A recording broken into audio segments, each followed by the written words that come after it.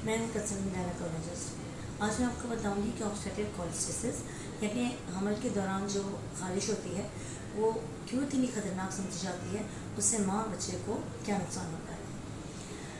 हमल के दौरान अगर आपको हथेली में और तलों में शदीद खारिश हो, ये खारिश रात को ज़्यादा हो जाए, रात को नींद नहीं आए, पूरी बॉडी में इचिंग होने लगे, पेशाब पीले रंग का हो जाए या आपको हल्का सा पीले होना शुरू हो जाए, इसका मतलब है आपको ऑब्स्टेट्रिक कोलेस्टेसिस।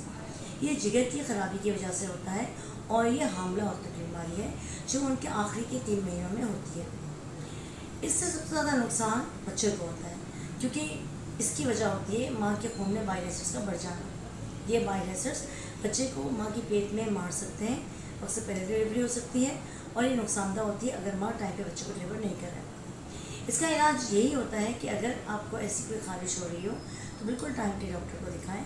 हम आपको कुछ दवाएं देते हैं, जिस तरह यूडीसी है, एलर्जी की कुछ दवाएं दी जाती है और विटामिन के दिया जाता है। और इसके अलावा बच्चे के मॉनिटर किया जाता है क्योंकि इसमें बच्चे की सडन डेथ हो सकती है। सो इसमें जल्दी डिलीवरी कराने की ज़रूरत होती है। यूजली 36-39 वीक के बीच में माँ की डिलीवरी करा सकते हैं।